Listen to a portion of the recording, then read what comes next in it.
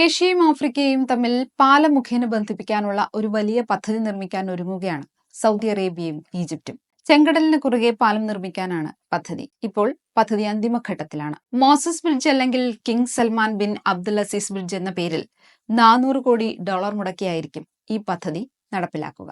പദ്ധതി വ്യാപാര ടൂറിസം മേഖലകളിലെ നിർണായക കാൽവയ്പായി മാറും. ഈജിപ്തിന്റെ സിനായ് ഉപദ്വീപിലെ ഷർ ഷെയ്ഖിന്റെയും സൗദി അറേബ്യയിലെ റാസ് അൽ ഷെയ്ഖ് ഹമീദിനെയും തമ്മിൽ ബന്ധിപ്പിക്കുന്ന പദ്ധതിയാണിത്. ഈജിപ്തിൽ നിന്ന് മക്കയിലേക്കുള്ള തീർത്ഥാടന യാത്രയും ഇതിലൂടെ എളുപ്പത്തിൽ സാധ്യമാകും. 2016 സൗദി അറേബ്യയുടെ രാജാവ് Salman bin Abdul Aziz Egypt സന്ദർശിച്ചപ്പോഴാണ് ഇത്തരമൊരു പദ്ധതിയെക്കുറിച്ച് ആദ്യം പ്രഖ്യാപിക്കുന്നത്.